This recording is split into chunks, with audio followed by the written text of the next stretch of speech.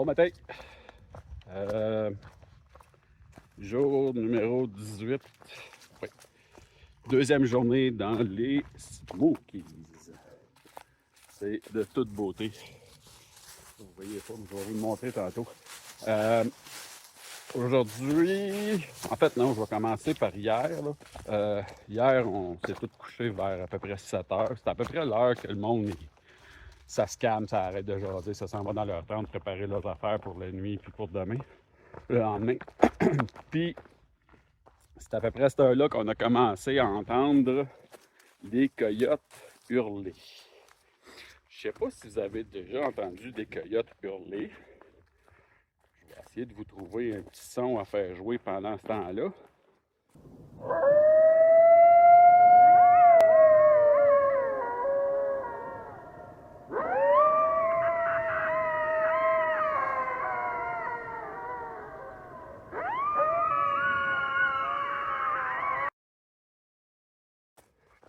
Mais c'est assez intense.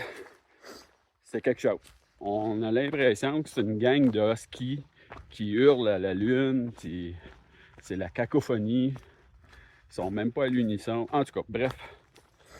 Ils ont commencé à faire ça. Ça s'est calmé. Tout le monde s'est couché. Bon, en tout cas, moi, je me suis couché, là, puis je suis tombé comme une bûche. Puis, à un moment donné, pendant la nuit, on s'est mis à les réentendre. Mais là, il était vraiment autour du shelter. Puis, il y en a un qui est venu, qui a foutu son nez sous la porte de ma tente, qui a essayé de sentir qu'est-ce qu'il y avait là-dedans. Probablement qu'ils ont tous fait ça sur chacune des tentes qu'il y avait là. Je me suis levé, j'ai vu le bout du nez, j'ai dit « Va-t'en! » That's it, il est parti. Non, c'est pas nécessairement agressif. Il attaquera pas en moins que ce soit vraiment une nécessité. Mais je pense que les autres, ils jouaient, c'était curieux, je sais pas. En tout cas, ça fait une belle expérience, c'est le fun. Il parlait qu'il y avait souvent des ours. On n'en a pas eu cette nuit. C'est correct aussi.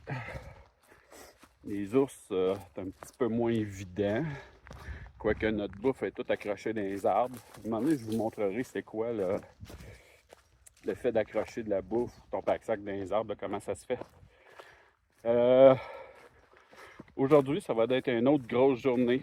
Je vais essayer de pousser au maximum. J'ai de la bouffe pour 7 jours.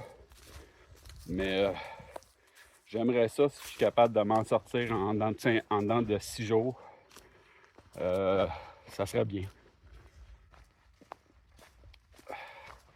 Pas que je veux battre des records. Là. Non, le record, c'est, je pense, c'est 4 jours là, pour faire les Smokies. Là.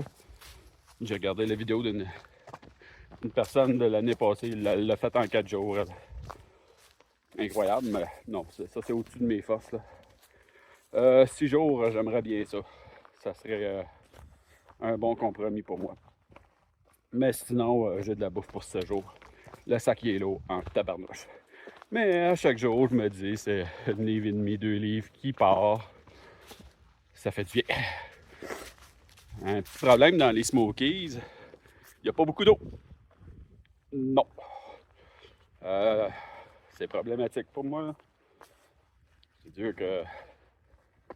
Il y en a quand tu vois des shelters, mais c'est genre un demi-mille plus loin, en bas du shelter, en dehors de la piste. C'est pas sur la piste. Ça te rallonge quand même considérablement. Puis quand tu as des gros dénivelés, ben, c'est pas évident. Ça fait que on rationne l'eau, on fait attention. Mais ça devrait bien aller. Bye!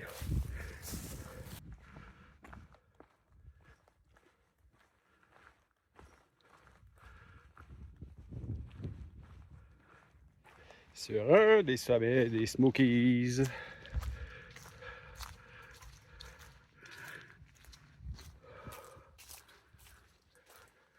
Pas de vue!